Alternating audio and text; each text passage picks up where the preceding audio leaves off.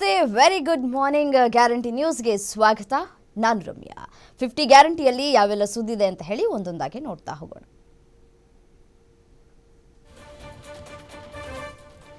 ನಿನ್ನೆ ನಡೆದಂತಹ ಮೊದಲ ಕ್ವಾಲಿಫೈಯರ್ ಪಂದ್ಯದಲ್ಲಿ ಪಂಜಾಬ್ ಕಿಂಗ್ಸ್ ಎದುರು ಆರ್ಸಿಬಿಯು 8 ವಿಕೆಟ್ಗಳ ಸುಲಭ ಗೆಲುವನ್ನು ಪಡೆಯಿತು. ಆ ಮೂಲಕ 2025ರ ಐಪಿಎಲ್ ಟೂರ್ನಿಯ ಫೈನಲ್ಗೆ ಲಗ್ಗೆ ಇಟ್ಟಿದೆ.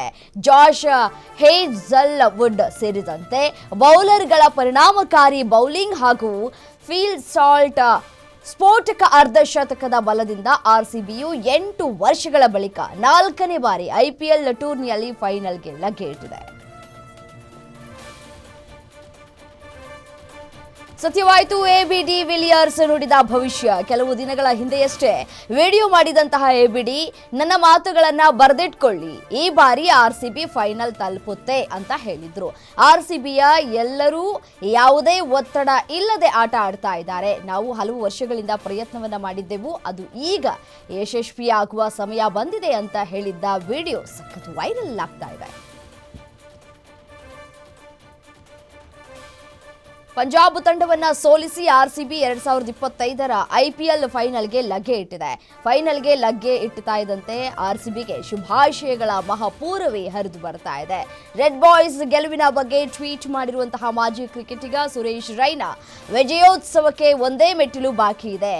ಯಶ್ ದಯಾಲ್, ಭುವನೇಶ್ವರ್ ಕುಮಾರ್, ಹೇಜಲ್ವುಡ್ ಪ್ರದರ್ಶನ ಅದ್ಭುತವಾಗಿತ್ತು ಅಂತ ಹಾಡಿ ಹೊಗಳಿದ್ದಾರೆ.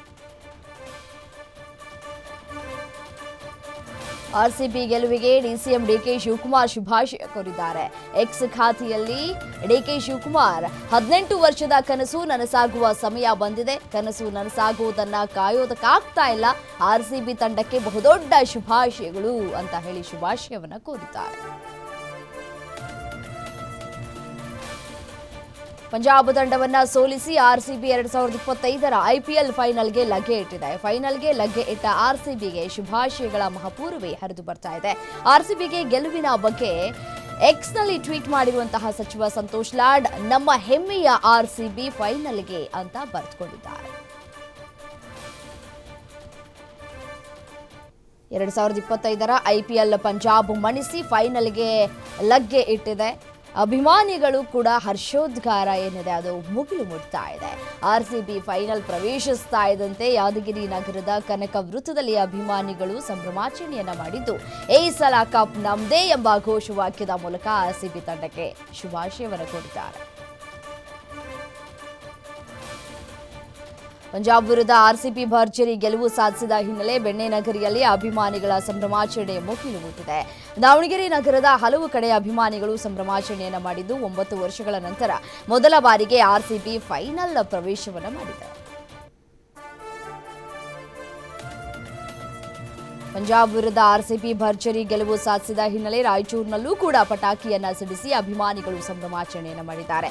ರಾಯಚೂರು ನಗರದ ಆರ್ಸಿಬಿ ಫ್ಯಾನ್ಸ್ ಸೆಲೆಬ್ರೇಷನ್ ಮುಗಿಲು ಮುಟ್ಟಿದ್ದು, ಫೈನಲ್ ಪ್ರವೇಶಿಸ್ತಾ ಇದ್ದಂತೆ ಅಭಿಮಾನಿಗಳು ಫುಲ್ ಖುಷ್ ಆಗಿದ್ದಾರೆ. ಪಂಜಾಬ್ ವಿರುದ್ಧ ಭರ್ಜರಿ ಗೆಲುವು ಸಾಧಿಸುವ ಮೂಲಕ ಆರ್ಸಿಬಿಯು ಐಪಿಎಲ್ ಫೈನಲ್ಗೆ ಲಗ್ಗೆ ಇಟ್ಟಿದೆ. ಆರ್ಸಿಬಿ ಫೈನಲ್ ಪ್ರವೇಶಿಸ್ತಾ ಇದ್ದಂತೆ ಗಡಿ ಜಿಲ್ಲೆ ಬೀದರ್ನಲ್ಲಿ ಅಭಿಮಾನಿಗಳ ಸಂಭ್ರಮಾಚರಣೆ ಮುಗಿಲು ಮುಟ್ಟಿದೆ. ಬೀದರ್ ನಗರದ ಅಂಬೇಡ್ಕರ್ ವೃತ್ತದಲ್ಲಿ ರೆಡ್ ಬಾಯ್ಸ್ ಗೆಲುವನ್ನ ಪಟಾಕಿ ಸಿಡಿಸುವುದರ ಮೂಲಕ ಫ್ಯಾನ್ಸ್ ಸಂಭ್ರಮಿಸಿದ್ದಾರೆ. ಮೊದಲ ಕ್ವಾಲಿಫೈಯರ್ನಲ್ಲಿ ಪಂಜಾಬ್ಗೆ ಮಣ್ಣು ಮುಕ್ಕಿಸಿ ಐಪಿಎಲ್ ಫೈನಲ್ಗೆ ಆರ್ಸಿಬಿ ಲಗ್ಗೆ ಇಟ್ಟ ಹಿನ್ನೆಲೆ ಮೈಸೂರು ತಾಲೂಕಿನ ಗುಂಗ್ರಾಲ್ ಛತ್ರ ಗ್ರಾಮದ ಜೈರಾಮ್ ಕುಟುಂಬಸ್ಥರಿಂದ ಕೇಕ್ ಕತ್ತರಿಸಿ ಸಂಭ್ರಮಾಚರಣೆಯನ್ನು ಮಾಡಲಾಗಿದೆ. ಕುಟುಂಬಸ್ಥರ ಸಂಭ್ರಮಾಚರಣೆ ಮುಗಿಲು ಮುಟ್ಟಿದ್ದು, ಫೈನಲ್ನಲ್ಲಿ ಆರ್ಸಿಬಿ ಗೆಲುವಿಗೆ ಹಾರೈಸಿದ್ದಾರೆ.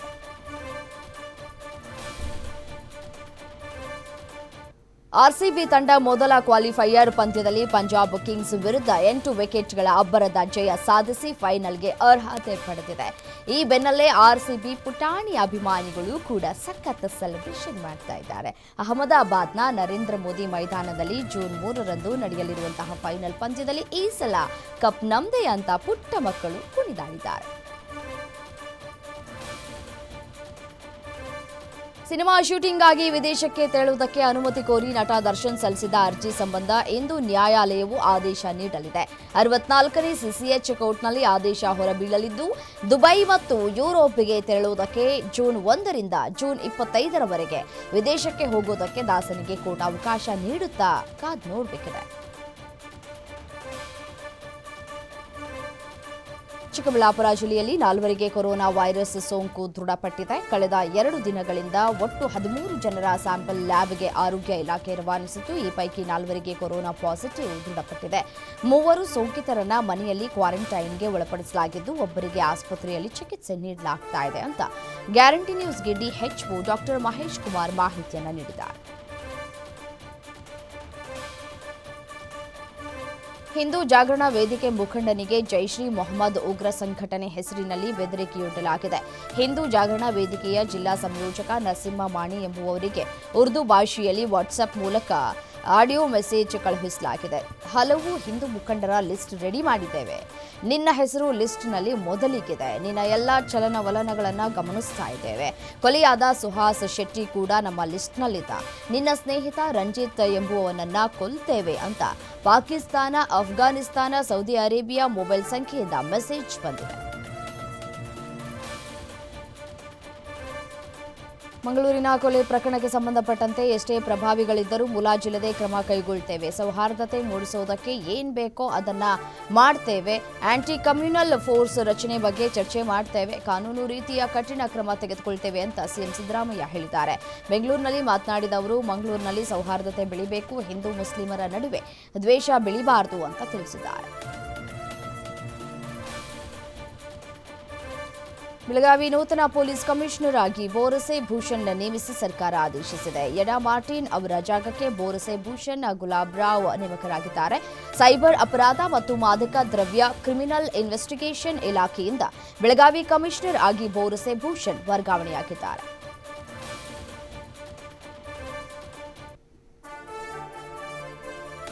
ಮಂಡ್ಯ ಜಿಲ್ಲೆಯಲ್ಲಿ ಉಪ ಲೋಕಾಯುಕ್ತರು ಭ್ರಷ್ಟ ಮತ್ತು ನಿರ್ಲಕ್ಷ್ಯ ಅಧಿಕಾರಿಗಳಿಗೆ ಬೆವರಿಳಿಸಿದ್ದಾರೆ. ಉಪ ಲೋಕಾಯುಕ್ತ ವೀರಪ್ಪ ಅವರು ಎತ್ತದಳ್ಳಿಯ ತ್ಯಾಜ್ಯ ನೀರು ಸಂಸ್ಕರಣಾ ಘಟಕಕ್ಕೆ ಭೇಟಿಯನ್ನು ನೀಡಿ ಪರಿಶೀಲನೆಯನ್ನು ನಡೆಸಿದ್ದಾರೆ. ಬಳಿಕ ರೈತರ ಸಮಸ್ಯೆ ಆಲಿಸಿ ಸ್ಥಳದಲ್ಲಿ ಇದ್ದಂತಹ ಅಧಿಕಾರಿಗಳಿಗೆ ತರಾಟೆಗೆ ತೆಗೆದುಕೊಂಡರು. ಉಪ ಲೋಕಾಯುಕ್ತರು ಸ್ವಯಂ ಪ್ರೇರಿತ ಪ್ರಕರಣ ದಾಖಲಿಸಿ ವರದಿ ನೀಡುವುದಕ್ಕೆ ಅಧಿಕಾರಿಗಳಿಗೆ ಸೂಚನೆಯನ್ನು ನೀಡಿದ್ದಾರೆ. ಚಿಕ್ಕಬಳ್ಳಾಪುರ ಜಿಲ್ಲೆಯ ಚಿಂತಾಮಣಿ ತಾಲೂಕಿನ ಬಟ್ಲಹಳ್ಳಿ ಸಮೀಪ ಹೊಂಡಕ್ಕೆ ಕಾರು ಬಿದ್ದು ಓರ್ವ ಸಾವನ್ನಪ್ಪಿದ್ದಾನೆ. ಯನಮಲವಾಡಿಯಿಂದ ಬಟ್ಲಹಳ್ಳಿಗೆ ಸಂಚರಿಸ್ತಾ ಇದ್ದ ಸಂದರ್ಭದಲ್ಲಿ ಚಾಲಕನ ನಿಯಂತ್ರಣ ತಪ್ಪಿ ಈ ದುರಂತ ಸಂಭವಿಸಿದೆ. ಗೌನಿಪಲ್ಲಿ ಮೂಲದ ಸೋಗಿಲವಾರಪಲ್ಲಿ ಗ್ರಾಮದ ನಿವಾಸಿ ಆದರ್ಶ ಸಾವನ್ನಪ್ಪಿದ್ದು, 3 ಪ್ರಾಣಾಪಾಯದಿಂದ ಪಾರಾಗಿದ್ದಾರೆ. ಸ್ಥಳಕ್ಕೆ ಬಟ್ಲಹಳ್ಳಿ ಪೊಲೀಸರು ಭೇಟಿ ನೀಡಿ ಪರಿಶೀಲನೆಯನ್ನು ನಡೆಸಿದ್ದಾರೆ. ಮಹಾರಾಷ್ಟ್ರದ ಉಜ್ಜಯಿನಿ ಡ್ಯಾಂನಿಂದ ಭೀಮಾ ನದಿಗೆ ರಿಲೀಸ್ ಮಾಡಿದ್ದು, ನದಿ ತೀರದ ಜನರಲ್ಲಿ ಪ್ರವಾಹದ ಭೀತಿ ಶುರುವಾಗಿದೆ. ಅಫ್ಜಲ್ಪುರ ತಾಲೂಕಿನ 128 ಗ್ರಾಮಗಳಿಗೆ ಮುಳುಗಡೆ ಭೀತಿ ಹಿನ್ನೆಲೆ ನದಿ ಪಾತ್ರದ ಜನ ನದಿ ತೀರಕ್ಕೆ ಹೋಗದಂತೆ ಜಿಲ್ಲಾಡಳಿತ ಎಚ್ಚರಿಕೆ ನೀಡಿದೆ. ನದಿ ಪಾತ್ರದ ಗ್ರಾಮಗಳಿಗೆ ಅಧಿಕಾರಿಗಳು ಭೇಟಿ ನೀಡಿ ಜನರಿಗೆ ಅರಿವು ಮೂಡಿಸಿದ್ದಾರೆ. ಯಾವ ಕ್ಷಣದಲ್ಲೂ ನದಿಯಲ್ಲಿ ನೀರಿನ ಮಟ್ಟ ಹೆಚ್ಚಾಗಬಹುದು, ಆದುದರಿಂದ ಜನರು ಜಾಗೃತಿಯನ್ನು ವಹಿಸಬೇಕು ಅಂತ ಹೇಳಿ ಸೂಚನೆಯನ್ನು ನೀಡಲಾಗಿದೆ. ಧಾರವಾಡ ಜಿಲ್ಲೆಯಲ್ಲಿ ಮಳೆರಾಯನ ಅಬ್ಬರ ಮುಂದುವರೆದಿದ್ದು, ನವಲಗುಂದದ ಯಮನೂರು ಬಳಿ ಇರುವ ಬೆಣ್ಣೆಹಳ್ಳ ಉಕ್ಕಿ ಹರಿತಾ ಇದೆ. ಮಳೆಯಿಂದಾಗಿ ಹಳ್ಳದ ಹರಿವು ಹೆಚ್ಚಾಗುವ ಸಾಧ್ಯತೆ ಇದೆ. ಈ ಹಿನ್ನೆಲೆಯಲ್ಲಿ ಯಮನೂರ ಚಾಗಂದೇವರ ದರ್ಶನಕ್ಕೆ ಬರುವಂತಹ ಯಾತ್ರಾರ್ಥಿಗಳಿಗೆ ಎಚ್ಚರಿಕೆಯನ್ನು ನೀಡಲಾಗಿದೆ. ಯಾತ್ರಾರ್ಥಿಗಳು ಹಳ್ಳಕ್ಕೆ ಇಳಿಯದಂತೆ ಮೈಕ್ ಮೂಲಕ ಜಾಗೃತಿಯನ್ನು ಮೂಡಿಸಲಾಗ್ತಾ ಇದೆ. ನದಿ ತೀರದ ಬಳಿ ಯಮನೂರು ಗ್ರಾಮ ಪಂಚಾಯಿತಿಯಿಂದ ಬೋರ್ಡ್ ಕೂಡ ಅಳವಡಿಸಲಾಗಿದೆ. ಕರ್ನಾಟಕದಲ್ಲಿ ಮಳೆಯ ಅಬ್ಬರ ಜೋರಾಗಿದೆ. ಕಳೆದ 1 ವಾರದಿಂದ ಉತ್ತರ ಕರ್ನಾಟಕ, ಕರಾವಳಿ, ಮಲೆನಾಡು ಭಾಗ ಸೇರಿದಂತೆ ಹಲವೆಡೆ ವರುಣನ ಅಬ್ಬರ ಮುಂದುವರೆದಿದೆ. ರಾಜ್ಯಾದ್ಯಂತ ಇಂದು ಭಾರೀ ಮಳೆಯಾಗಲಿದೆ ಅಂತ ಭಾರತೀಯ ಹವಾಮಾನ ಇಲಾಖೆ ಮುನ್ಸೂಚನೆ ನೀಡಿದೆ. ಅಲ್ಲದೆ ಉತ್ತರ ಕನ್ನಡ, ಉಡುಪಿ, ದಕ್ಷಿಣ ಕನ್ನಡ, ಕೊಡಗು, ಶಿವಮೊಗ್ಗ, ಚಿಕ್ಕಮಗಳೂರು ಸೇರಿ 11 ಜಿಲ್ಲೆಗಳಿಗೆ ರೆಡ್ ಅಲರ್ಟ್ ಘೋಷಣೆ ಮಾಡಲಾಗಿದೆ.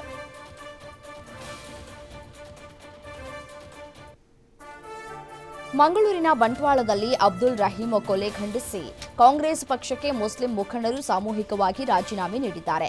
ವೈಯಕ್ತಿಕ ಕಾರಣಕ್ಕೆ ಅಬ್ದುಲ್ ರಹೀಂ ಕೊಲೆ ಅಂತ ದಿನೇಶ್ ಗುಂಡೂರಾವ್ ಹೇಳಿಕೆ ಕೊಟ್ಟಿದ್ದಾರೆ. ಕೂಡಲೇ ಜಿಲ್ಲಾ ಉಸ್ತುವಾರಿ ಸಚಿವರು ತಮ್ಮ ಹೇಳಿಕೆಯನ್ನ ವಾಪಸ್ ಪಡೆಯಬೇಕು, ಇಲ್ಲವಾದಲ್ಲಿ ಪರ್ಯಾಯ ಪಕ್ಷ ಕಟ್ಟುವ ಬಗ್ಗೆ ಎಚ್ಚರಿಕೆಯನ್ನ ನೀಡಿದ್ದಾರೆ.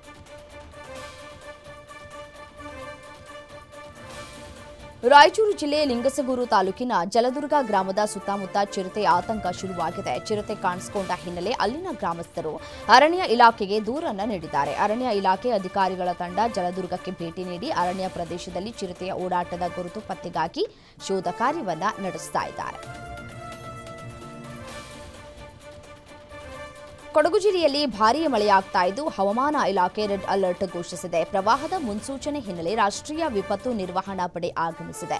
ಬಂಗಾಳ ಕೊಲ್ಲಿಯಲ್ಲಿ ವಾಯುಭಾರ ಕುಸಿತ ಉಂಟಾದ ಹಿನ್ನೆಲೆ ರಾಜ್ಯದ ಕರಾವಳಿ ಮತ್ತು ದಕ್ಷಿಣ ಒಳನಾಡಿನ ಜಿಲ್ಲೆಗಳಲ್ಲಿ ಮುಂದಿನ 3 ದಿನ ವ್ಯಾಪಕವಾಗಿ ಮಳೆಯಾಗಲಿದೆ ಅಂತ ಮುನ್ಸೂಚನೆ ನೀಡಿರುವ ಹವಾಮಾನ ಇಲಾಖೆಯು ಕೆಲ ಜಿಲ್ಲೆಗಳಿಗೆ ರೆಡ್ ಅಲರ್ಟ್ ಘೋಷಿಸಿದೆ. ಕೊಡಗಿನ ಕೆಲವೆಡೆ ಪ್ರವಾಸಿಗರ ಪ್ರವೇಶವನ್ನ ನಿರ್ಬಂಧಿಸಲಾಗಿದೆ. ಭಾರೀ ಮಳೆ ಪ್ರವಾಹದ ಮುನ್ಸೂಚನೆಯನ್ನ ಕೊಡಲಾಗಿದೆ. ಸುಹಾಸ್ ಶೆಟ್ಟಿ ಒಬ್ಬ ರೌಡಿ ಶೀಟರ್ ಆಗಿದ್ದ. 2 ಕೊಲೆ ಆರೋಪದಲ್ಲಿ ಭಾಗಿಯಾಗಿದ್ದ. ಆತನ ಕೊಲೆಗೆ ಪ್ರತೀಕಾರವಾಗಿ ಬಂಟ್ವಾಳದಲ್ಲಿ ಅಬ್ದುಲ್ ರೆಹಮಾನ್ ಕೊಲೆಯಾಗಿದೆ ಅಂತ ಸಚಿವ ದಿನೇಶ್ ಗುಂಡೂರಾವ್ ತಿಳಿಸಿದ್ದಾರೆ. ಶಿವಮೊಗ್ಗದಲ್ಲಿ ಮಾತನಾಡಿದ ಅವರು, ಇಂತಹ ಪ್ರತೀಕಾರ ನಡೆದರೆ ಬದುಕೋದು ಕಷ್ಟವಾಗುತ್ತೆ. ಪೊಲೀಸರಿಗೆ ಕೊಲೆ ಆರೋಪಿಗಳ ಸುಳಿವು ಸಿಕ್ಕಿದೆ. ಪೊಲೀಸರ ತನಿಖೆಯ ನಂತರ ಎಲ್ಲವೂ ತಿಳಿಯಲಿದೆ. ದಕ್ಷಿಣ ಕನ್ನಡ ಜಿಲ್ಲೆಯಲ್ಲಿ ಕೋಮುವಾದದ ಕೆಟ್ಟ ವಾತಾವರಣ ನಿರ್ಮಾಣವಾಗಿದೆ ಅಂತ ಹೇಳಿದ್ದಾರೆ. ಮಂಡ್ಯದಲ್ಲಿ ಪೊಲೀಸರ ಎಡವಟ್ಟಿಗೆ ಮಗು ಸಾವನ್ನಪ್ಪಿದ ಪ್ರಕರಣಕ್ಕೆ ಸಂಬಂಧಪಟ್ಟಂತೆ ಮಗುವಿನ ಮನೆಗೆ ಶಾಸಕ ಕದಲೂರು ಉದಯ್ ಭೇಟಿ ನೀಡಿ ಪೋಷಕರಿಗೆ ಸಾಂತ್ವನವನ್ನು ಹೇಳಿದ್ದಾರೆ. ಹೃತೀಕ್ಷಾ ಸಾವಿನಲ್ಲಿ ತಪ್ಪಿತಸ್ಥರ ವಿರುದ್ಧ ಶಿಸ್ತು ಕ್ರಮದ ಭರವಸೆಯನ್ನ ನೀಡಿ ವೈಯಕ್ತಿಕ ಪರಿಹಾರವನ್ನು ನೀಡಿದ್ದಾರೆ. ಅಲ್ಲದೆ ಈ ವಿಚಾರದಲ್ಲಿ ಕೆಲವರು ರಾಜಕೀಯ ಮಾಡಿದ್ದಾರೆ ಅಂತಲೂ ಶಾಸಕರು ಆಕ್ರೋಶವನ್ನು ಹೊರಹಾಕಿದ್ದಾರೆ. ಕೊರೋನಾ ಮಹಾಮಾರಿಗೆ ಬೆಳಗಾವಿಯಲ್ಲಿ ಮೊದಲ ಬಲಿಯಾಗಿದೆ. ಬೆಳಗಾವಿ ಬಿಮ್ಸ್ ಆಸ್ಪತ್ರೆಯಲ್ಲಿ ಚಿಕಿತ್ಸೆ ಪಡಿತಾ ಇದ್ದ 70 ವರ್ಷದ ರೋಗಿ ಸಾವನ್ನಪ್ಪಿದ್ದಾರೆ. ವಯೋಸಹಜ ಕಾಯಿಲೆಯಿಂದ ಬಳಲ್ತಾ ಇದ್ದಂತಹ ರೋಗಿಯಲ್ಲಿ ಕೊರೋನಾ ಸೋಂಕು ಪತ್ತೆಯಾಗಿತ್ತು. ಚಿಕಿತ್ಸೆಗಾಗಿ ಬಿಮ್ಸ್ ಆಸ್ಪತ್ರೆಯಲ್ಲಿ ದಾಖಲಾಗಿದ್ರು. ಪಾಸಿಟಿವ್ ಅಂತ ಗೊತ್ತಾದ ತಕ್ಷಣವೇ ಕೋವಿಡ್ ವಾರ್ಡ್ಗೆ ಅವರನ್ನು ಶಿಫ್ಟ್ ಮಾಡಲಾಗಿತ್ತು. ದುರಾದೃಷ್ಟವಶಾತ್ ಚಿಕಿತ್ಸೆ ಫಲಕಾರಿಯಾಗದೆ ಸಾವನ್ನಪ್ಪಿದ್ದಾರೆ.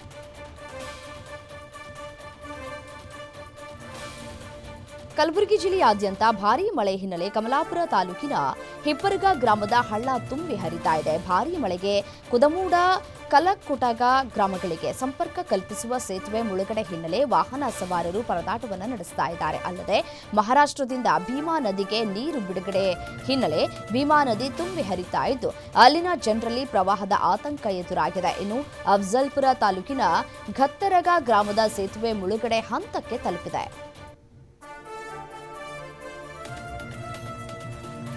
ಶಿವಮೊಗ್ಗದಲ್ಲಿ ಕೆಲ ದಿನಗಳಿಂದ ವರುಣ ರೌದ್ರ ರೂಪ ತಾಳಿದ್ದು ಜಿಲ್ಲೆಯ ಅನ್ನದಾತರು ಸಂಕಷ್ಟಕ್ಕೆ ಸಿಲುಕಿದ್ದಾರೆ.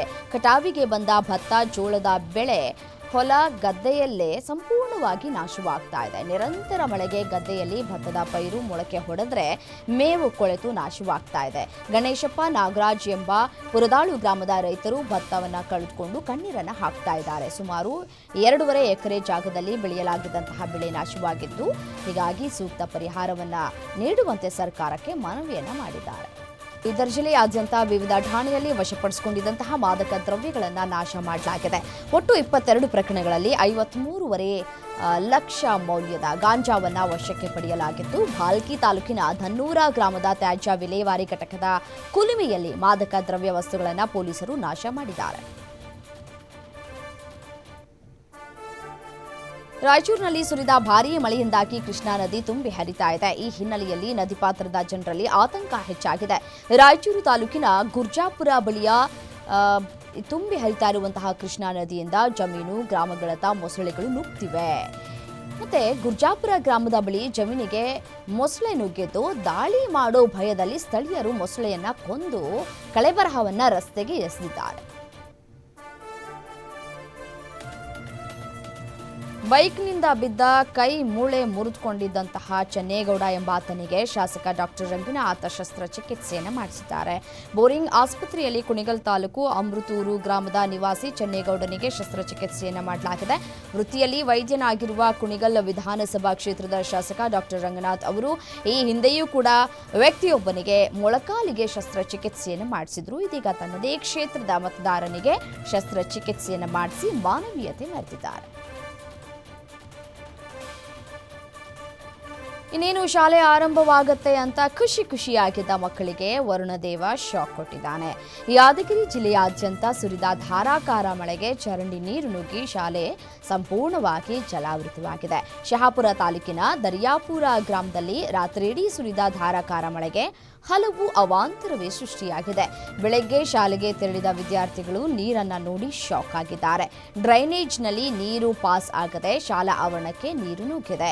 ಕ್ಲೀನ್ ಮಾಡದೆ ನಿರ್ಲಕ್ಷ್ಯ ವಹಿಸಿರುವಂತಹ ಅಧಿಕಾರಿಗಳ ವಿರುದ್ಧ ಗ್ರಾಮಸ್ಥರು ಆಕ್ರೋಶವನ್ನು ವ್ಯಕ್ತಪಡಿಸ್ತಾ ಇದ್ದಾರೆ. ಮೈಸೂರಿನ ಹುಣಸೂರು ಡಿವೈಎಸ್ಪಿ ಕಚೇರಿಯಲ್ಲಿ ರೌಡಿ ಶೀಟರ್ ಪರೇಡ್ ನಡೆಯಿತು. ಪರೇಡ್ನಲ್ಲಿ ಸುಮಾರು 150ಕ್ಕೂ ಹೆಚ್ಚು ರೌಡಿಗಳು ಭಾಗಿಯಾಗಿದ್ದರು. ರೌಡಿ ಲಿಸ್ಟ್ನಲ್ಲಿ ಇರುವವರಿಗೆ ಮೈಸೂರು ಜಿಲ್ಲಾ ಅಡಿಷನಲ್ ಎಸ್ಪಿ ಮಲ್ಲಿಕ್ ಕಾನೂನು ಸುವ್ಯವಸ್ಥೆಗೆ ಭಂಗ ತಂದರೆ ಗಡೀಪಾರು ಮಾಡುವ ಖಡಕ್ ಎಚ್ಚರಿಕೆಯನ್ನು ಕೊಟ್ಟಿದ್ದಾರೆ. ಜೊತೆಗೆ ಮುಂದಿನ ದಿನಗಳಲ್ಲಿ ಯಾವುದೇ ಅಹಿತಕರ ಘಟನೆಗಳಲ್ಲಿ ಭಾಗಿಯಾಗದಂತೆ ಉತ್ತಮ ಜೀವನ ರೂಪಿಸಿಕೊಳ್ಳುವಂತೆ ಸಲಹೆಯನ್ನು ಕೂಡ ಕೊಟ್ಟಿದ್ದಾರೆ. ಹಾಸನ ತಾಲೂಕಿನ ಕೆಲವತ್ತಿ ಗ್ರಾಮದಲ್ಲಿ 21 ವರ್ಷದ ಯುವತಿಗೆ ಹೃದಯಾಘಾತವಾಗಿದೆ. ಸಂಜೆ ಮನೆಗೆ ನೀರು ತರುವುದಕ್ಕೆ ಹೋಗಿದ್ದಂತಹ ಕವನ ಮನೆಯಲ್ಲೇ ಏಕಾಏಕಿ ಕುಸಿದು ಬಿದ್ದಿದ್ದಾಳೆ. ಪಾಪಣ್ಣ ಹಾಗೂ ಗಾಯತ್ರಿ ದಂಪತಿಯ ಪುತ್ರಿ ಕವನ ಅಂತಿಮ ವರ್ಷದ ಬಿಕಾಂ ಪದವಿ ವ್ಯಾಸಂಗವನ್ನು ಮಾಡ್ತಾ ಇದ್ರು. ಬೆಂಗಳೂರು ಅರಮನೆ ಮೈದಾನದ ಭೂ ವಿವಾದ ಪ್ರಕರಣಕ್ಕೆ ಸಂಬಂಧಪಟ್ಟಂತೆ ಸುಪ್ರೀಂ ಕೋರ್ಟ್ನಲ್ಲಿ ರಾಜ್ಯ ಸರ್ಕಾರಕ್ಕೆ ತಾತ್ಕಾಲಿಕ ರಿಲೀಫ್ ಸಿಕ್ಕಿದೆ. ಸುಮಾರು 3,400 ಕೋಟಿ ರೂಪಾಯಿ ಅಭಿವೃದ್ಧಿ ಹಕ್ಕು ಪ್ರಮಾಣ ಪತ್ರವನ್ನು ರಾಜಮನೆತನಕ್ಕೆ ಹಸ್ತಾಂತರಿಸಬೇಕು ಅಂತ ಹೇಳಿ ಈ ಹಿಂದೆ ನೀಡಿದಂತಹ ಆದೇಶಕ್ಕೆ ಸರ್ವೋಚ್ಚ ನ್ಯಾಯಾಲಯ ತಡೆಯಾಜ್ಞೆಯನ್ನು ನೀಡಿದೆ.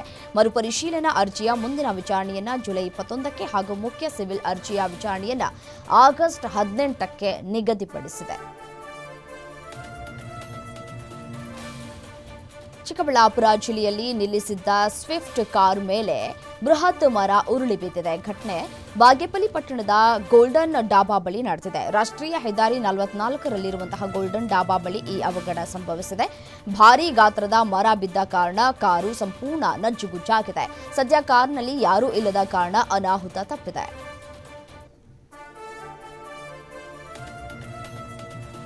ಕೊಡಗು ಜಿಲ್ಲೆಯಲ್ಲಿ 2018ರ ಕರಾಳ ನೆನಪು ಮಾಸುವ ಮುನ್ನವೇ ಜನರಲ್ಲಿ ಮತ್ತೆ ಜಲಪ್ರವಾಹ, ಭೂಕುಸಿತದ ಆತಂಕ ಹೆಚ್ಚಾಗ್ತಾ ಇದೆ. ಜಿಲ್ಲೆಯಾದ್ಯಂತ ಬಿರುಗಾಳಿ ಸಹಿತ ಭಾರೀ ಮಳೆಯಾಗ್ತಾ ಇದ್ದು ನದಿಯಲ್ಲೂ ಕೂಡ ನೀರಿನ ಮಟ್ಟ ಹೆಚ್ಚಾಗ್ತಾ ಇದೆ. ಈ ಹಿನ್ನೆಲೆ ಮುಂಜಾಗ್ರತಾ ಕ್ರಮವಾಗಿ ಎನ್ಡಿಆರ್ಎಫ್ ತಂಡ ಜಲಪ್ರವಾಹ, ಭೂಕುಸಿತ ಇನ್ನಿತರ ಅನಾಹುತ ಎದುರಿಸುವುದಕ್ಕೆ 80 ಯೋಧರ ತಂಡ ಮಡಿಕೇರಿಗೆ ಆಗಮಿಸಿದೆ. ಎನ್ಡಿಆರ್ಎಫ್ ನಿರೀಕ್ಷಕ ಹರಿಶ್ಚಂದ್ರ ಪಾಂಡೆ ನೇತೃತ್ವದ ತಂಡ ಮಡಿಕೇರಿಯ ಮೈತ್ರಿ ಸಭಾಂಗಣದಲ್ಲಿ ಬೀಡು ಬಿಟ್ಟಿದೆ.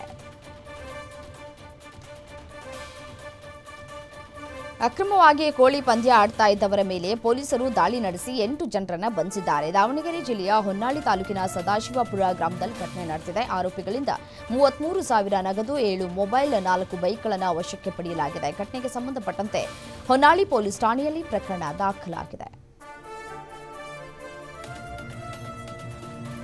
ಕಾವೇರಿ ಜಲಾನಯನ ಪ್ರದೇಶದಲ್ಲಿ ವ್ಯಾಪಕ ಮಳೆ ಹಿನ್ನೆಲೆ ಕೆಆರ್ಎಸ್ ಜಲಾಶಯದ ನೀರಿನ ಮಟ್ಟದಲ್ಲಿ ಗಣನೀಯವಾಗಿ ಏರಿಕೆಯಾಗಿದೆ. ಮಂಡ್ಯ ಜಿಲ್ಲೆಯ ಶ್ರೀರಂಗಪಟ್ಟಣ ತಾಲೂಕಿನಲ್ಲಿರುವಂತಹ ಕೆಆರ್ಎಸ್ ಡ್ಯಾಂನಲ್ಲಿ ಒಳಹರಿವು ಹೆಚ್ಚಾಗಿದೆ. ಇದೇ ರೀತಿ ಮಳೆ ಮುಂದುವರೆದರೆ ಜೂನ್ ತಿಂಗಳಲ್ಲೇ ಕೆಆರ್ಎಸ್ ಡ್ಯಾಂ ಭರ್ತಿಯಾಗುವ ಸಾಧ್ಯತೆ ಇದೆ ಅಂತ ಹೇಳಲಾಗ್ತಾ ಇದೆ. ಡ್ಯಾಂ ಭರ್ತಿಯಾಗ್ತಾ ಇರುವಂತಹ ಸುದ್ದಿ ಕೇಳಿ ರೈತರ ಮುಖದಲ್ಲಿ ಸಂತಸ ಮೂಡಿದೆ. ಪಾಕಿಸ್ತಾನ ಆಕ್ರಮಿತ ಕಾಶ್ಮೀರದ ಜನರು ಭಾರತೀಯ ಕುಟುಂಬದ ಭಾಗವಾಗಿದ್ದು ಅವರು ಸ್ವಯಂ ಇಚ್ಛೆಯಿಂದ ಭಾರತದ ಮುಖ್ಯವಾಹಿನಿಗೆ ಹಿಂದಿರುಗುವ ದಿನ ದೂರ ಇಲ್ಲ ಅಂತ ಕೇಂದ್ರ ರಕ್ಷಣಾ ಸಚಿವ ರಾಜನಾಥ್ ಸಿಂಗ್ ಹೇಳಿಕೆಯನ್ನು ನೀಡಿದ್ದಾರೆ. ಸಿಐಐ ವ್ಯವಹಾರ ಶೃಂಗಸಭೆಯಲ್ಲಿ ಮಾತನಾಡಿದಂತಹ ಸಿಂಗ್, ಇಂದು ಭೌಗೋಳಿಕ ಹಾಗೂ ರಾಜಕೀಯವಾಗಿ ನಮ್ಮಿಂದ ಪ್ರತ್ಯೇಕವಾಗಿರುವ ನಮ್ಮ ಸಹೋದರರೂ ಕೂಡ ತಮ್ಮ ಆತ್ಮದ ಕರೆಗೆ ಓಗೊಟ್ಟು ಕೆಲವು ದಿನಗಳಲ್ಲಿ ಭಾರತದ ಮುಖ್ಯವಾಹಿನಿಗೆ ಮರಳಲಿದ್ದಾರೆ ಅಂತ ನಮಗೆ ಸಂಪೂರ್ಣ ನಂಬಿಕೆ ಇದೆ ಅಂತ ತಿಳಿಸಿದ್ದಾರೆ. ತೆಲಂಗಾಣ ಸಿಎಂ ರೇವಂತ್ ರೆಡ್ಡಿ ಗುರುವಾರ ಪ್ರಧಾನಿ ನರೇಂದ್ರ ಮೋದಿ ವಿರುದ್ಧ ತೀವ್ರವಾಗಿ ವಾಗ್ದಾಳಿಯನ್ನು ನಡೆಸಿದ್ದಾರೆ. ಇತ್ತೀಚಿನ ಸಂಘರ್ಷದ ಸಂದರ್ಭದಲ್ಲಿ ಪಾಕಿಸ್ತಾನ ಸೇನೆ ಎಷ್ಟು ರಫೇಲ್ ವಿಮಾನಗಳನ್ನು ಹೊಡೆದುರುಳಿಸಿದೆ ಎಂಬುದನ್ನು 140 ಕೋಟಿ ಭಾರತೀಯರಿಗೆ ಪ್ರಧಾನಿ ವಿವರಿಸಬೇಕು ಅಂತ ಹೇಳಿ ಒತ್ತಾಯಿಸಿದ್ದಾರೆ. ಹೈದರಾಬಾದ್ನಲ್ಲಿ ಮಾತನಾಡಿದಂತಹ ಅವರು ಪಾಕಿಸ್ತಾನದೊಂದಿಗೆ ಯುದ್ಧಕ್ಕೆ ಹೋಗುವ ಮೊದಲು ಸರ್ವಪಕ್ಷ ಸಭೆಗೆ ಕರೆ ನೀಡಿದ್ದ ಪ್ರಧಾನಿ ನೆರೆಯ ರಾಷ್ಟ್ರದೊಂದಿಗಿನ ಸಶಸ್ತ್ರ ಸಂಘರ್ಷವನ್ನು ನಿಲ್ಲಿಸುವ ಮೊದಲು ಯಾಕೆ ಸರ್ವಪಕ್ಷ ಸಭೆ ಮಾಡಲಿಲ್ಲ ಅಂತ ಪ್ರಶ್ನೆ ಮಾಡಿದ್ದಾರೆ. ಇತ್ತೀಚಿನ ಗಡಿಯಾಚೆಗಿನ ಭಾರತದ ದಾಳಿಯನ್ನ ಹೊಗಳಿರುವ ಶಶಿ ತರೂರ್ ಅವರಿಗೆ ಕಾಂಗ್ರೆಸ್ ನಾಯಕ ಪವನ್ ಖೇರಾ ಗುರುವಾರ ತೀಕ್ಷ್ಣ ಪ್ರತಿಕ್ರಿಯೆ ಕೊಟ್ಟಿದ್ದಾರೆ. 2018ರಲ್ಲಿ ಶಶಿ ತರೂರ್ ಅವರೇ ಬರೆದಿರುವಂತಹ ದಿ ಪ್ಯಾರಾಡಾಕ್ಸಿಕಲ್ ಪ್ರೈಮ್ ಮಿನಿಸ್ಟರ್ ಪುಸ್ತಕದಿಂದ ಆಯ್ದ ಭಾಗವೊಂದನ್ನು ಪ್ರಸ್ತಾಪಿಸಿ ಟೀಕಿಸಿದ್ದಾರೆ. ಪಾಕಿಸ್ತಾನದೊಂದಿಗಿನ ಗಡಿ ನಿಯಂತ್ರಣ ರೇಖೆ ಮತ್ತು ಮಯನ್ಮಾರ್ನಲ್ಲಿ ಬಂಡುಕೋರರನ್ನ ಹತ್ತಿಕ್ಕೋದಕ್ಕೆ 2016ರಲ್ಲಿ ನಡೆಸಿದಂತಹ ಸರ್ಜಿಕಲ್ ಸ್ಟ್ರೈಕ್ ನಾಚಿಕೆಗೇಡಿತನದ್ದು. ಈ ಹಿಂದೆ ಕಾಂಗ್ರೆಸ್ ಇಂತಹ ಹಲವಾರು ದಾಳಿಗಳನ್ನು ನಡೆಸಿದ್ರೂ ಪಕ್ಷದ ಚುನಾವಣಾ ಸಾಧನವಾಗಿ ಬಳಸಿಕೊಂಡಿರಲಿಲ್ಲ ಅಂತ ಎಕ್ಸ್ ಖಾತೆಯಲ್ಲಿ ಕಿಡಿಕಾರಿದ್ದಾರೆ. ದೆಹಲಿಯಲ್ಲಿ ಪೊಲೀಸರು ನಡೆಸಿದ 2 ಪ್ರತ್ಯೇಕ ಕಾರ್ಯಾಚರಣೆಯಲ್ಲಿ ರಾಷ್ಟ್ರ ರಾಜಧಾನಿಯ ವಿವಿಧ ಕಡೆಗಳಲ್ಲಿ ನೆಲೆಸಿದ್ದಂತಹ 3 ಮಕ್ಕಳು ಸೇರಿದಂತೆ 9 ಬಾಂಗ್ಲಾದೇಶಿ ಪ್ರಜೆಗಳನ್ನು ಬಂಧಿಸಲಾಗಿದೆ. ಮೇ 25ರಂದು ನರೇಲಾ ಪ್ರದೇಶದಲ್ಲಿ ಕಾರ್ಯಾಚರಣೆ ನಡೆಸಿ 4ರನ್ನು ಬಂಧಿಸಿದ್ದು, ಯಾವುದೇ ಗುರುತಿನ ದಾಖಲೆಗಳು ಇಲ್ಲದೆ ರಸ್ತೆ ಬದಿಯಲ್ಲಿ ಉಳಿದುಕೊಂಡಿದ್ದಂತಹ 4 ವಿವಿಧ ಕಡೆಗಳಲ್ಲಿ ಕೆಲಸ ಮಾಡುತ್ತಾ ಬದುಕ್ತಾ ಇದ್ರು ಅಂತ ದೆಹಲಿ ಪೊಲೀಸರು ಮಾಹಿತಿಯನ್ನು ನೀಡಿದ್ದಾರೆ. ದಕ್ಷಿಣ ಕೊರಿಯಾದ ಪೊಹಾಂಗ್ ನಗರದಲ್ಲಿ ನೌಕಾಪಡೆಗೆ ಸೇರಿದ ಗಸ್ತು ತಿರುಗುವ ವಿಮಾನ ಪತನಗೊಂಡಿದೆ. 4 ಮಂದಿ ದಾರುಣವಾಗಿ ಸಾವನ್ನಪ್ಪಿದ್ದಾರೆ. ಪೊಹಾಂಗ್ನ ಡೊಂಗ್ ಹೆಮಿಯೋನ್ನ ಯಾಸನ್ ಪರ್ವತ ಪ್ರದೇಶದಲ್ಲಿ ಪತನವಾಗಿದೆ. ಜನವಾಸ ಪ್ರದೇಶವಲ್ಲದ ಕಾರಣ ಅದೃಷ್ಟವಶಾತ್ ಯಾವುದೇ ನಾಗರಿಕರು ಸಾವನ್ನಪ್ಪಿಲ್ಲ. ಭಾರತೀಯರಿಗೆ ವೀಸಾ ಮುಕ್ತ ಪ್ರಯಾಣಕ್ಕೆ ಅವಕಾಶ ನೀಡುವುದಾಗಿ ಫಿಲಿಪೈನ್ಸ್ ಘೋಷಿಸಿದೆ. ಕೆಲವು ದೇಶಗಳು ತಮ್ಮ ಪ್ರವಾಸೋದ್ಯಮವನ್ನು ಹೆಚ್ಚಿಸುವುದಕ್ಕೆ ಭಾರತೀಯರಿಗೆ ವೀಸಾ ಮುಕ್ತ ಪ್ರವೇಶ ಸೌಲಭ್ಯಗಳನ್ನು ನೀಡುವುದಕ್ಕೆ ಮುಂದಾಗಿವೆ. ಇದರಲ್ಲಿ ಥೈಲ್ಯಾಂಡ್, ವಿಯೆಟ್ನಾಂ, ಸಿಂಗಾಪುರ ಸೇರಿವೆ ಮತ್ತು ಈಗ ಫಿಲಿಪೈನ್ಸ್ ಕೂಡ ಈ ಪಟ್ಟಿಗೆ ಸೇರ್ಪಡೆಯಾಗಿದೆ. ಪ್ರವಾಸೋದ್ಯಮವನ್ನು ಉತ್ತೇಜಿಸುವುದಕ್ಕೆ ಫಿಲಿಪೈನ್ಸ್ ಭಾರತೀಯ ನಾಗರಿಕರಿಗೆ 2 ಹೊಸ ವೀಸಾ ಮುಕ್ತ ಪ್ರವೇಶವನ್ನು ಆಯ್ಕೆಗಳನ್ನು ಕೂಡ ಪರಿಚಯಿಸಿದೆ.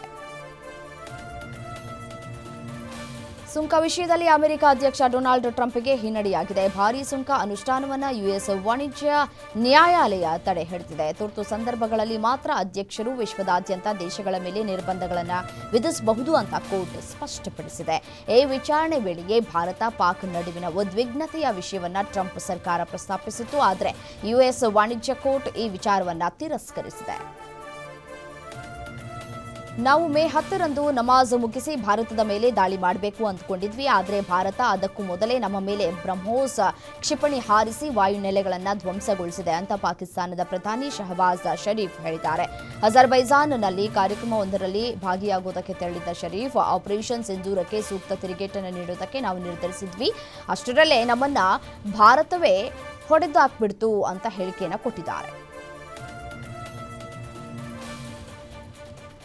ತಮಿಳು ಖ್ಯಾತ ನಟ ರಾಜೇಶ್ ನಿಧನರಾಗಿದ್ದಾರೆ. ಮನ್ನಾರ್ ಗಡಿಯಲ್ಲಿ ಜನಿಸಿದಂತಹ ಅವರು ಧಾರಾವಾಹಿಗಳ ಮೂಲಕ ಚಿತ್ರರಂಗ ಪ್ರವೇಶಿಸಿ ಬರೋಬ್ಬರಿ 50 ವರ್ಷ ಪ್ರೇಕ್ಷಕರನ್ನ ರಂಜಿಸಿದ್ರು. ನಾಯಕನ ಪಾತ್ರ ಸೇರಿದಂತೆ 150 ಚಿತ್ರಗಳಲ್ಲಿ ಪ್ರಮುಖ ಪಾತ್ರವನ್ನು ನಿರ್ವಹಿಸ್ತಾ ಇದ್ರು. ಅವರು ಹೆಚ್ಚಾಗಿ ತಮಿಳು ಮತ್ತು ಮಲಯಾಳಂ ಚಿತ್ರಗಳಲ್ಲಿ ನಟಿಸಿದ್ರು. ಹಿರಿಯ ನಟನ ಸಾವಿನ ಹಲವು ನಟ ನಟಿಯರು ಸಂತಾಪವನ್ನು ಸೂಚಿಸಿದ್ದಾರೆ. ಕಮಲ್ ಹಾಸನ್ ಕನ್ನಡ ಭಾಷೆ ಬಗ್ಗೆ ಆಡಿರುವ ಮಾತು ವಿವಾದಕ್ಕೆ ಕಾರಣವಾಗಿದೆ. ಇದಕ್ಕೆ ಕನ್ನಡ ಪರ ಸಂಘಟನೆ ಅಸಮಾಧಾನವನ್ನು ವ್ಯಕ್ತಪಡಿಸಿವೆ. ನಿನ್ನೆ ಕೇರಳದಲ್ಲಿ ಈ ಬಗ್ಗೆ ಸ್ಪಷ್ಟನೆ ನೀಡಿದಂತಹ ಕಮಲ್, ಪ್ರೀತಿಯಿಂದ ಆಡಿದ ಮಾತಿಗೆ ಕ್ಷಮೆ ಕೇಳಲಾಗದು ಅಂತ ಹೇಳಿದರು. ಇದೀಗ ಫಿಲ್ಮ್ ಚೇಂಬರ್ ಅಧ್ಯಕ್ಷ ನರಸಿಂಹಲು ಮಾತನಾಡಿ, ಕಮಲ್ ಅವರಿಂದ ಕ್ಷಮೆ ಕೇಳಿಸ್ತೇವೆ, ಕ್ಷಮೆ ಕೇಳದೆ ಹೋದರೆ ಅವರ ನಟನೆಯ ಥಗ್ ಲೈಫ್ ಸಿನಿಮಾ ಬಿಡುಗಡೆಗೆ ಅವಕಾಶ ಕೊಡುವುದಿಲ್ಲ ಅಂತ ಎಚ್ಚರಿಕೆಯನ್ನು ಕೊಟ್ಟಿದ್ದಾರೆ. ಇವಿಷ್ಟು ಈ ಕ್ಷಣದ ನ್ಯೂಸ್ ಅಪ್ಡೇಟ್. ನೋಡ್ತಾ ಇರಿ ಗ್ಯಾರಂಟಿ ನ್ಯೂಸ್, ಸುದ್ದಿ ಖಚಿತ, ನ್ಯಾಯ ನಿಶ್ಚಿತ.